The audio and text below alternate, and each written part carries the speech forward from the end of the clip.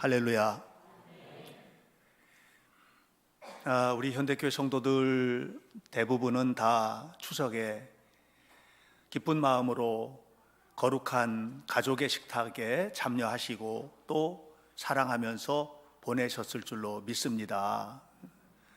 그러나 그럼에도 불구하고 마음 깊은 한 부분에는 여전히 경제적으로나 또는 건강의 문제 때문에 무거운 짐을 내려놓지 못하신 분들도 아마 계셨을 것 같고, 또 만에 하나 만남이 행복한 것이 아니라 불편했던 그런 분들도 혹시 계셨습니까? 오늘 이 시간 우리는 하나님이 우리에게 베풀어 주신 크신 사랑에 관한 이야기를 함께 나누면서 우리의 부족한 부분들, 또 우리의 연약함에도 불구하고 여전히 사랑하시는 하나님의 사랑을 기억하고 또 그 사랑을 반영하는 자답게, 이 반사하는 거거든요, 반영이라는 말이. 그런 사람답게 사랑하지 못했던 부분들 더 깊이 사랑하면서 아직 추석이 다 끝나지 않았으니까 인사도 나누고 또 사랑하는 그런 실천을 함께 했으면 좋겠습니다.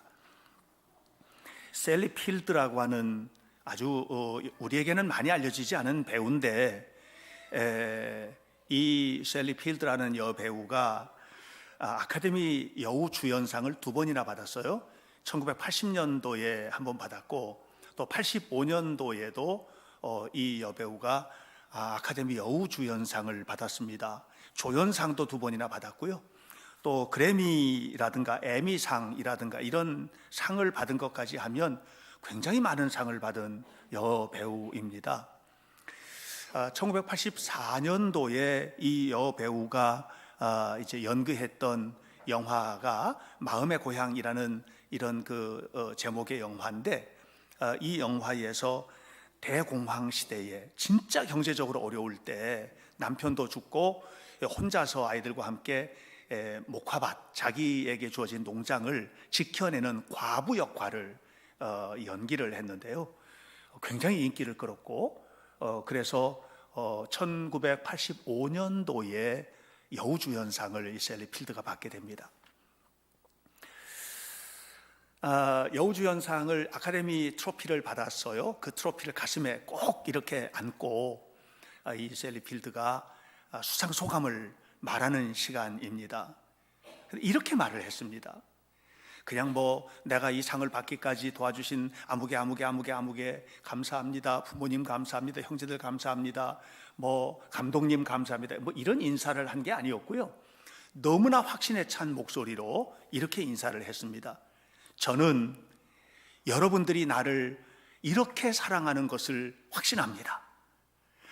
여러분들이 저를 사랑하고 있고 나는 그 사랑을 받고 있고 여기에 대해서는 한 번도 의심해 본 적이 없습니다. 이렇게 이야기를 했습니다. 그러면서 이 상은 여러분들이 저를 좋아하는 징표입니다. 이렇게 얘기를 했습니다. 맞는 말이죠. 그런데 이 시상식이 끝난 다음에 셀리 필드에게 돌아왔던 반응은 전혀 다른 반응이었습니다. 이런 거였어요. 그래, 너 잘났다. 이런 거.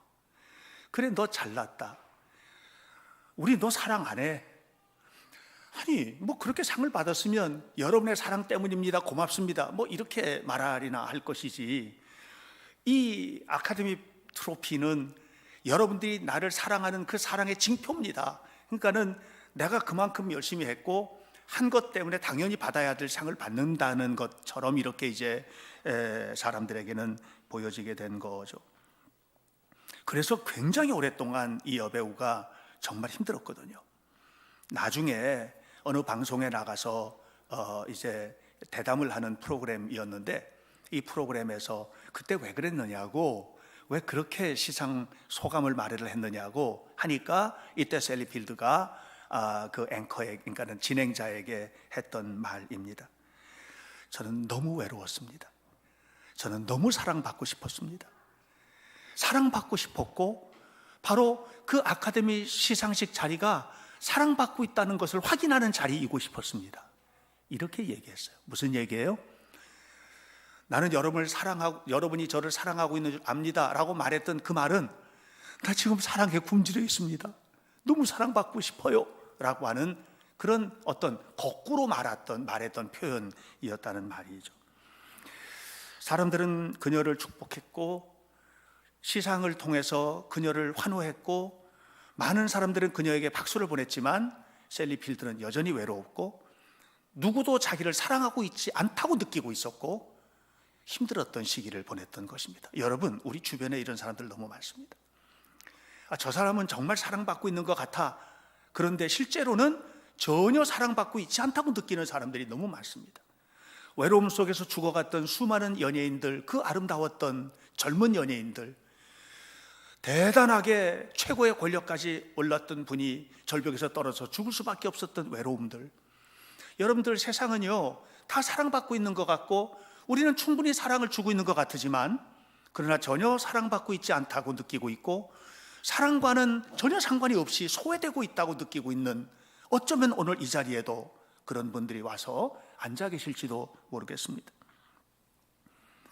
로마의 역사가 타키투스라고 하는 유명한 역사가가 있는데 이 역사가가 연대기라는 역사책을 썼습니다. 그 역사책에 나오는 한 대목입니다. 네로는 온갖 잔혹한 방법으로 그들을 죽였다. 예수 믿는 사람들을 죽인 거예요. 그들을 죽였다. 몸에 짐승의 가죽을 씌워서 개들이 뜯어먹게 하였다. 십자가의 못을 박거나 온 몸에 기름을 붓고 불을 질러서 어두운 밤을 밝히기도 했다. 그런데 그들은 놀라웠다. 아무도 원망의 말을 하지 않았다. 그들은 그들이 믿는 신이 자기에게 베풀어준 사랑에 감사하며 죽어갔다. 이게 사랑받고 있는 자리가 아닌 거예요. 피 묻은 짐승의 가죽을 입고 개들이 뜯어먹게 하고 십자가에 거꾸로 매달려 죽고 온몸에 기름칠을 해서 어두운 밤을 밝히는 그런 등불 노릇을 할 수밖에 없는 그런 자리였어요. 그런데 자기에게 불을 지르는 이들에게 그래도 사랑합니다 하고 말할 수 있나? 자기에게 십자가를 짊어지고 십자가에 못을 박는 사람들에게 그래도 나는 당신을 용서합니다 하고 말할 수 있나? 내가 정말 하나님을 믿는다면 이 고난에서, 이 좌절에서, 이 아픔에서 나를 구해줘야지. 그런데 하나님이 나를 이렇게 죽도록 내버려둬? 그런데도 그 하나님에게 감사합니다, 하나님 너무너무 사랑합니다 하면서 죽을 수 있나? 이 타키투스는 이해할 수가 없었던 거예요. 이 역사책을 쓰면서 이 연대기라는 역사 속에서도 이런 그리스도인들의 행동을 이해할 수가 없었던 거예요. 노벨 평화상을 수상한 유대계 작가입니다. 유명한 자서전적인 소설을 썼어요. 밤이라는 소설입니다. 이 사람은 나중에 노벨 평화상을 수상을 했습니다. 근데 이 밤이라는 이 소설에 나오는 한 대목이에요. 유대인 집단 수용소, 이 독일 사람들에 의해서 이제 전부 다 수용이 되어 있는데, 근데 그곳에서 그 대속죄일을 맞이한 거예요. 욤 키프르라는 유대인의 명절입니다. 하나님께서 모든 죄를 용서해 주시고 민족의 죄를 용서해 주신다는 축복의 날이고, 레위기에 보면 이 욤 키프르에 관한 이야기가 상세히 나와 있는데 바로 이 욤 키프르를 맞이했습니다. 그러니까 그날 유대인들이 모인 거예요. 노인 한 사람이 일어서서 이렇게 말을 합니다. 여러분, 오늘은 욤 키프르입니다. 우리 모두 우리의 죄를 하나님 앞에 고백합시다. 그리고 우리에게 그토록 놀라운 사랑을 베풀어 주신 하나님께 감사의 기도를 드립시다. 그렇게 얘기를 한 거예요. 언제 죽을지 모르는 거예요. 지금 이 유대인 수용소, 독일 사람들에 의해서 갇혀있는 이 유대인 수용소 안에서 언제 죽을지 모르는 거예요. 여러분, 그 무서운 수용소 안에서 600만 명이나 되는 사람이 죽은 거 여러분 아시죠? 유대인의 씨를 말리려고 히틀러가 했지 않습니까? 그런데 죄를 고백합시다. 그리고 우리에게 베풀어 주시는 하나님의 사랑에 감사의 기도를 드립시다. 이렇게 얘기를 하는데 한 청년이 벌떡 일어난 거예요. 사랑이요? 우리를 사랑하시는 하나님께 감사의 기도를 드리자고요? 이렇게 얘기를 한 거예요. 지금 이 자리는 사랑받고 있는 자리가 아니에요. 원망해야 될 자리인 거예요. 좌절해야 되고 절망해야 될 자리인 거예요. 감사의 기도를 할 수 있는 자리가 아닌 거예요. 조용해졌어요. 왜냐하면 이 청년의 말이 맞기 때문이에요. 조용해졌어요. 그리고 조금 시간이 지난 후 그 노인이 이렇게 말을 했어요. 자, 이제 하나님의 사랑에 대해서 감사의 기도를 드립시다. 그리고 모두 다 감사의 기도를 드리기 시작했어요. 사랑하는 여러분, 하나님은 우리를 한 번도 사랑하지 않으신 적이 없어요. 하나님은 우리에게서 떠나신 적이 없으세요. 하나님은 날마다 우리를 사랑하세요. 여러분들이 죽을 만큼 고통스러운 자리에 계셔도 하나님은 여러분 사랑하세요. 이 추석을 어떻게 보내셨습니까? 추석을 보내시면서 혹시 원망스러운 마음, 힘든 추석을 보내신 분 계십니까? 그렇게 하시면 안 됩니다. 여러분, 우리 모두는 다 하나님 앞에 사랑을 받고 있기 때문에 사랑받는 자답게 사랑하면서 추석을 보내셔야만 합니다.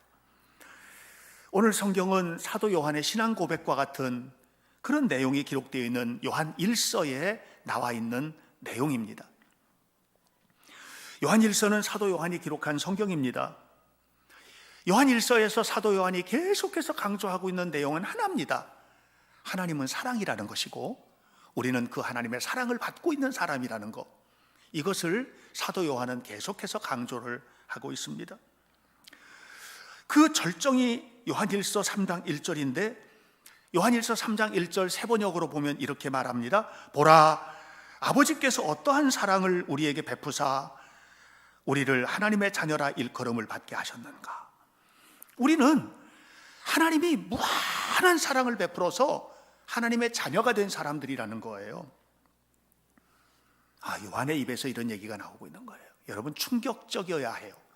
요한을 적어도 안다면 이 요한의 선언에 대해서 충격을 받으셔야 해요.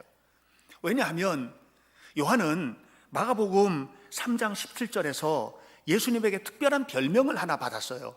그 별명은 보아너게라는 별명이에요. 보아너게라는 말은 무슨 말이냐 하면 천둥번개의 아들, 이런 뜻이에요. 한 번은 예수님과 함께 사마리아 지역을 지나가시는데, 제자들이 지나가는데 그런데 사마리아 사람들이 예수님의 일행을 환영하지도 않고 욕하고 배척하고 이렇게 하는 거예요. 그러자 요한이 예수님에게 뭐라고 했느냐 하면, 예수님, 저놈들 저 안 되겠습니다. 지금 당장 하늘에서 천둥 번개를 내려서 저놈들 싹 다 태워버리죠. 예수님이라면 할 수 있잖아요. 우리를 반대하는 저들은 그냥 세상에 남겨둬야 될 자들이 아닙니다. 예수님, 그렇게 하십시오. 이렇게 해서 요한이 마치 조직폭력배의 입에서 나올 법한 얘기를 했습니다. 그 이야기를 들은 예수님이 요한에게 별명을 붙여줬어요. 그 별명은 뭐냐면, 너는 천둥 번개의 아들이다. 너는 보아너게다. 그런데 그 보아너게였던 요한, 그 요한이 도대체 무슨 일이 벌어졌길래, 하나님은 사랑입니다. 사랑만 하면서 살아야만 합니다. 사랑 이외에는 아무것도 없습니다. 이런 사람이 되었을까요? 오늘 본문 요한일서 4장 10절에 그 핵심이 나와 있습니다. 요한일서 4장 10절은 이렇게 기록되어 있습니다. 사랑은 여기 있으니 우리가 하나님을 사랑한 것이 아니요 하나님이 우리를 사랑하사 우리 죄를 속하기 위하여 화목제물로 그 아들을 우리에게 보내셨습니다. 이걸 몰랐었던 거예요, 요한이. 예수님이 누군지도 몰랐고, 예수님이 왜 이 땅에 오셨는지도 몰랐고, 예수님이 하시는 일의 핵심이 무엇인지도 몰랐고, 그 구원의 은혜, 그 십자가의 사건, 이걸 전혀 몰랐던 거예요. 그랬기 때문에 사도 요한은 나중에 예수님이 예루살렘에서 왕 되면 나 우의정, 우리 형제 좌의정, 예수님의 좌편과 우편에 우리 앉히시고 나라를 다스릴 때 열심히 잘하겠습니다, 이런 말이나 해댔던 사람이 바로 요한입니다. 다시 말하면 요한의 머릿속에는 세상만 있었지 하늘은 없었던 거예요. 요한의 머릿속에는 나에게 잘해주시고 나의 모든 것들을 다 회복시켜주는 그런 하나님, 그런 세상적 하나님, 인간적 하나님, 맘모니즘이라고 합니다. 이것을 물질의 하나님, 이것만 있었지 십자가를 지시는 하나님, 끊임없이 용서하시고 끊임없이 사랑하시고 어떤 경우에든지 우리의 삶의 모든 것들을 붙잡아 주시고 이끌어 가시는 하나님, 요한에게는 그런 하나님은 없었던 것이죠. 그런데 예수님이 십자가에 죽으시고 승천하시고 난 다음에 그 십자가 사건을 바라보는 요한에게 변화가 생겼어요. 그 변화는 바로 오늘 4장 10절에 나오는 변화입니다. 우리가 하나님을 사랑한 것이 아니고 하나님이 우리를 사랑하셔서 그 하나님께서 우리의 죄를 위하여 화목제물로 그 아들을 우리 위하여 십자가에 죽이셨다고 하는 것을 요한이 깨닫는 순간 평생 그 사랑 잊지 않고 평생 마음속에 예수님 모시고 주님과 함께 살았던 것이 바로 사도 요한이었던 것입니다. 여러분, 예수님을 진짜로 만나셔야 해요. 예수님 아는 게 아니고요, 진짜로 예수님 만나셔야 해요. 알고 있는 것이 아니고 내 삶의 모든 것이 다 예수님 그분 한 분, 오직 그분 한 분이 내 살과 피와 내 모든 생각과 인생, 내 모든 것이 되셔야 해요. 요한은 그렇게 된 거예요. 그리고 나서 그가 불행하게 살았던 사람이 아니에요. 너무나 감사하고 행복하게 살았어요. 20세기 최고의 신학자인 칼바르트는 신학을 하는 사람들에게는 조금 좀 우리가 이렇게 또 표현하잖아요. 우상과 같은 분이라고 할까? 하여튼 이 칼바르트가 써냈던 조직신학이라든가 그의 학문적인 업적, 또 그 업적을 통해서 논문을 통해 가지고 박사가 되고 교수가 되고 총장이 되고 이렇게 한 사람들은 이루스로 헤아릴 수 없을 만큼 많은 사람. 칼바르트는 그런 사람이에요. 위대한 신학자입니다. 칼바르트에게 물었습니다. 가장 심오한 신학 사상이 무엇입니까? 그랬더니 칼바르트가 묻는 이에게 이렇게 대답을 했습니다. 예수님이 나를 사랑한다고 성경이 말했고 나는 그 성경이 말하는 그 예수님을 믿고 있다는 것입니다. 그것보다 더 심오한 사상은 없습니다. 다시 말하면 칼바르트가 말하고 있는 모든 책에 기록된 그 어마어마한 수많은 책에 기록되어 있는 심오한 사상을 한마디로 말하면 예수님이 나를 사랑한다고 성경에 써 있고 나는 그 예수님을 믿고 있다는 거, 그 얘기를 그렇게 복잡하게 해낸 거라는 얘기예요. 사랑하는 여러분, 주님은 여러분을 사랑하십니다. 여러분 아파도, 여러분이 암에 걸렸어도, 여러분이 사업에 실패하셨어도, 여러분의 삶에 갈등이 있어도, 여러분의 삶에 어떤 어려움이 있어도 예수님 여러분 사랑하십니다. 이 사실을 잊지 말고 하나님 앞에 살아가시길 주의 이름으로 축원합니다. 그래서 사도 요한은 4장 11절에서 이렇게 말을 합니다. 하나님이 우리를 사랑하셨으니까, 이렇게 사랑하시니까 우리도 사랑하고 사는 것이 마땅하도다. 하나님이 우리를 이렇게 사랑하는 걸 알면 사랑하고 사셔야 돼요. 여러분, 부모라고 해서 다 사랑의 대상이 아닐 수도 있어요. 어떤 분은 그런 얘기하는 것도 들었어요. 저분이 내 아버지, 내 어머니인 게 원망스럽다. 그래도 사랑하셔야 해요. 여러분, 만나는 사람 가운데 저 원수 같은 사람하고 같은 동료라니, 직장에서, 그래도 사랑하셔야 해요. 내가 저걸 놔놓고 미역국을 먹은 것이 원망스러워. 그래도 사랑하셔야 해요. 하나님이 우리를 이같이 사랑하셨으니 우리도 사랑하는 것이 마땅하도다. 우리가 분명히 알아야 해요. 예수님을 믿는다는 것은 사랑을 통해서 증명되는 것입니다. 이 추석에는요, 사랑할 일 이외에는 아무것도 없게 되시기를 주의 이름으로 축원합니다. 세상은 우리가 교회 다니는 걸 보고, 교회를 다니는 걸 보고 예수님을 사랑하게 되는 게 아니에요. 여러분이 살아가는 삶을 보고 주님을 만나는 거예요. 내가 예수님을 믿으세요 말한다고 해서 그들이 예수님을 믿게 되는 게 아니에요. 초대교회는 그렇게 예수님을 믿은 사람들이 3,000명, 5,000명 늘어났던 게 아니에요. 사도행전은 분명히 말해요. 그들이 살아가는 걸 보고, 그들이 살아가는 것을 보고 그들에게 뭐라고 말했어요? 저 사람들은 예수님하고 똑같은 사람이야. 그래서 그리스도인이라는 별명을 붙였어요. 말이 아니고 행동이에요. 여러분, 예를 들어 보십시다. 치과에 갔어요. 그 치과가 정말 좋은 의사가 있다는 거예요. 근데 의사하고 상담을 하는데 의사가 말을 시작을 하는데 보니까 이가 다 썩은 거예요. 그러면 시커멓게 이가 썩어버린 치과 의사에게 자기 이빨을 맡길 그런 사람은 없어요. 차가 망가졌는데 정비소에 갔는데 이 정비소 주인의 차가 너덜너덜 고물이에요. 이건 금방 그냥 북석 주저앉을 것 같은 차인 거예요. 그런 차를 타고 다니는 정비소 주인에게 여러분, 내 차를 맡길 사람은 없는 거예요. 사랑하는 여러분, 하나님은 우리를 사랑하셨어요. 여러분 또한 사랑하셔야만 할 줄로 믿습니다. 그런데 이 사랑을 우리가 모르고 사는 거예요. 안타깝게도.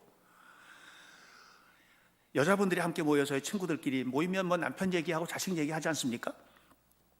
근데 남편 얘기를 막 하다가 너네 남편은 어때? 이렇게 물어본 거예요.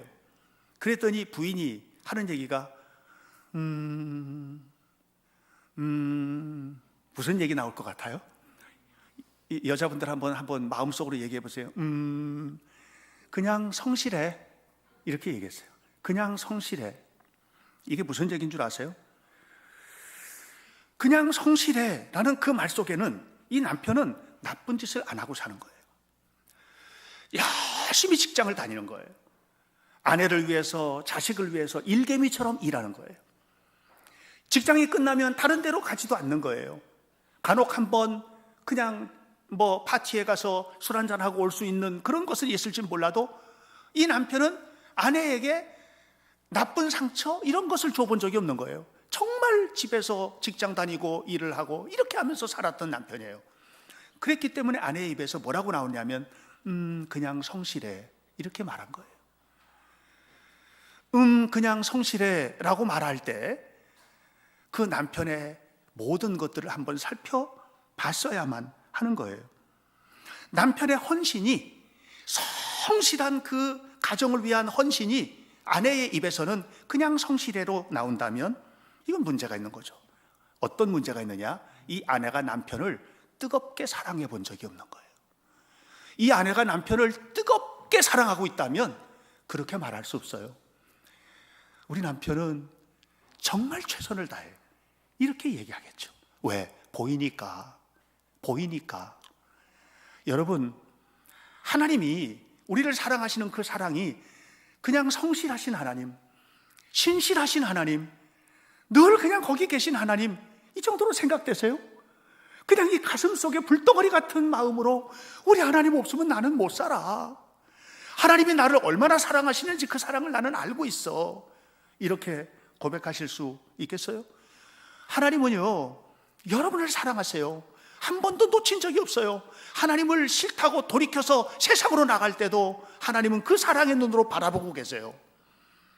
교회가 문제가 많은 것 같아 비난하면서 교회에 대해서 등을 돌리는 그 순간에도 하나님은 사랑의 끈을 놓친 적이 없어요. 하나님을 원망하고 하나님을 욕하고 하는 그와 같은 그리스도인들에게도 때로는 있잖아요. 그래도 하나님은 신실하셨어요. 하나님은 아브라함을 사랑하셨어요. 그런데 아브라함은 항상 하나님 앞에 하나님의 마음에 꼭 들게 그렇게 행동하지는 않았어요. 어떨 때는 아내를 누이 동생이라고 하고 이방의 왕에게 넘겨버리기도 하고, 어떨 때는 하나님에 대해서 하나님께서 전혀 원하지 않는 행동을 하기도 했어요. 그런데 하나님은 한 번도 사랑의 풍성한 신실하신 은혜를 아브라함에게서 거둬가신 적이 없어요. 하나님은 여러분을 그렇게 사랑하십니다. 사랑하는 여러분, 여러분의 마음속에 하나님의 신실하심에 대해서 분명하게 믿고 하나님은 여전히 나를 사랑하셔, 언제나 나를 사랑하셔, 끊임없이 사랑하신다는 이 사실을 잊지 말고 살아가시기를 주님의 이름으로 간절히 축복합니다. 변함없이 신실하신 하나님이라 이 말이에요. 하나님은 변함없이 신실하신 하나님. 인생의 바다에서 풍랑이 일어납니다. 어느 순간에 풍랑이 일어납니다. 이번 수요일 날 우리 교회 임계숙 집사는 수술을 받아야만 합니다. 암 수술을 받게 됩니다. 유방암입니다. 한쪽의 모든 것들을 다 드러내야만 하는, 인간으로서도 고통스럽지만 여성으로서도 힘든 이런 수술을 받아야만 합니다. 인생의 바다에서 만난 풍랑입니다. 어느 순간인가 산사태처럼 우리의 삶을 쓸어버리는 경우들이 생깁니다. 저는 그런 경험을 한 적이 있습니다. 아이를 데리고 역사기행을 갔다가 역사기행 갔다 돌아오는 길에 교통사고가 나가지고 내 품 안에서 아이 하나가 죽었는데, 그 사실, 그 사건은 제 인생에서 다시는 경험해보고 싶지 않은, 제가 제 인생의 어느 순간인가 저 마산의 폐기력 요양소에 갔을 때 인생을 다 잃어버린 것 같은, 쓰나미가 내 삶에 덤벼들어서 내 삶을 그냥 송두리째 쓸어버린 것 같은 그런 경험을 한 적도 있었습니다. 아마 제가 여러분의 형편을 다 알지는 못하지만 여러분들도 그런 인생의 풍랑, 그런 삶의 쓰나미를 경험해 보신 분들이 계실 것이라고 생각을 합니다. 그러면 우리는 둘 중에 하나를 택합니다. 하나님을 붙잡거나 절망하거나, 하나님을 붙잡거나 절망하거나, 이거 둘 이외에는 없습니다. 여러분, 절망하면 죽을 것입니다. 그러나 여전히 하나님은 나를 사랑하고 계시다고 하는 사실을 붙잡으신다면, 여러분, 하나님은 여러분과 함께 동역하셔서 반드시 살려놓으실 것입니다. 저는 하나님 붙잡고 살아난 사람입니다. 여러분들도 그렇게 되시기를 주의 이름으로 축원합니다. 그러나 여러분 아셔야 돼요. 암이 걸린 것, 하나님이 신실하신 하나님이 왜 그러셔? 내 인생에 왜 암이 왔어? 사업을 하다가 사업에 실패. 하나님은 사랑이시고 신실하신 하나님이라는데 내 인생에 왜 이렇게 고통스러운 저주와 절망이 왔어? 그렇게 말하지 마시길 바랍니다. 여러분, 그 속을 가만히 헤쳐보면 그 속에는 인간의 죄가 있고 나의 잘못된 선택이 있고 나의 잘못된 삶의 어떤 길들이 그 속에 자리 잡고 있다는 것을 아셔야 돼요. 하나님은 여전히 신실하십니다. 저는 하나님의 신실하심은 세 가지 면에서 완벽하게 신실하십니다. 첫 번째, 하나님은 죄를 고백하는 모든 사람의 죄를 완벽히 용서하십니다. 하나님은 용서하지 못할 죄가 없으십니다. 주님과 동행하기를 원하는 모든 이들에게 반드시 하나님은 그를 거룩하게 하시고 흠없게 하십니다. 하나님을 사랑한다 말하면서 하나님과 동행하는 그를 외면하시고 지저분한 자리에 내버려 두신 적이 없으십니다. 하나님은 거룩하게 하시고 흠없게 하십니다. 인생의 마지막 순간에 하나님, 저는 예수님의 보혈을 믿습니다. 나는 지금 숨이 끊어져도 천국의 백성으로 천국에서 영원히 살 줄로 믿습니다 하면서 마지막 날숨을 내쉬고 숨을 들으신 후, 그리고 마지막 숨을 내신 바로 그 영혼을 반드시 천국으로 인도하십니다. 하나님은요, 신실하세요.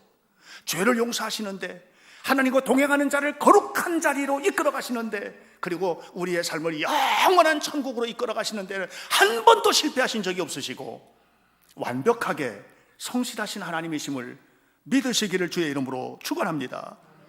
절대적으로 책임지시는 거예요. 그리고 난 후에는 여러분들이 생각하셔야 돼요.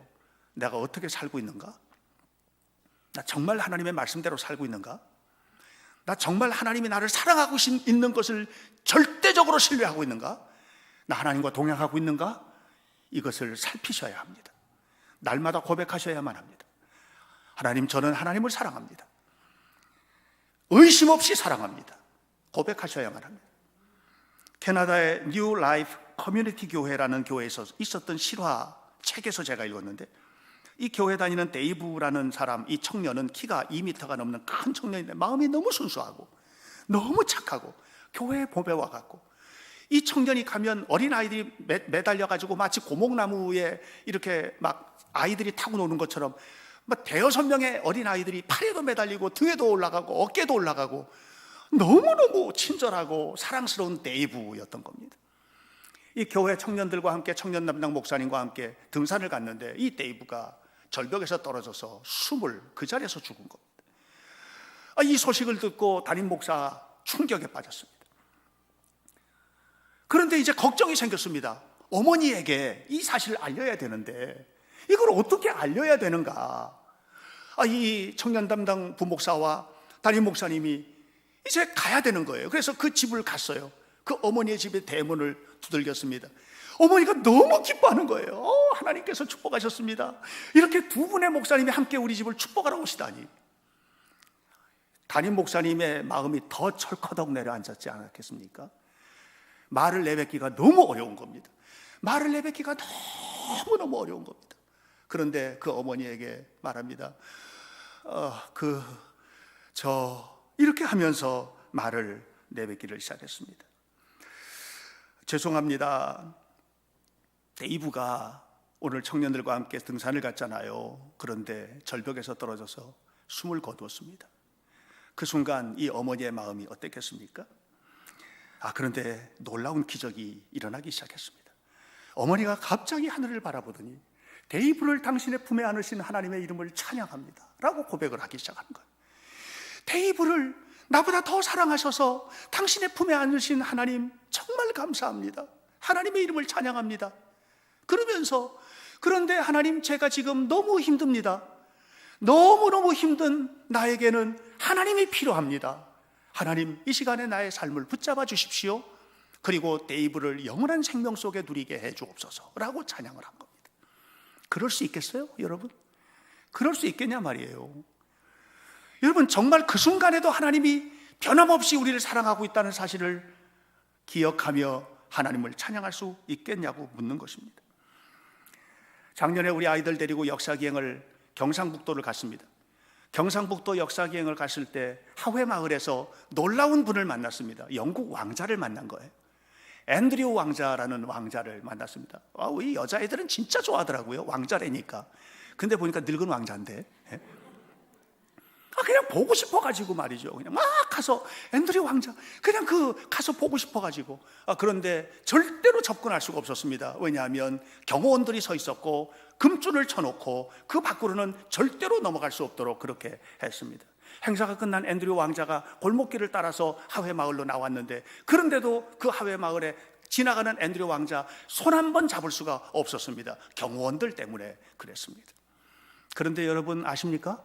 만왕의 왕이신 하나님은 언제든지 우리에게 오신다는 것을, 여러분을 만나기 위하여 오늘도 오신다는 것을, 성령의 충만함을 여러분에게 주기를 원하신다는 것을, 내가 너희를 사랑한다는 것을 말씀하고 계신다는 것을, 변함없이 사랑하시고 영원히 사랑하시는 그 하나님이 오늘 여러분 가운데 계신다는 것을 의심하지 말고 믿으시기를 주님의 이름으로 축원합니다.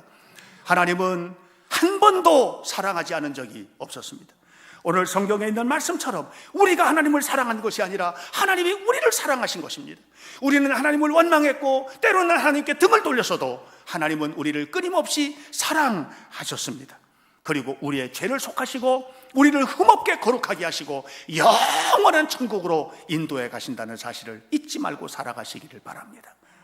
이제 추석이 지났습니다. 풍요의 계절이잖아요.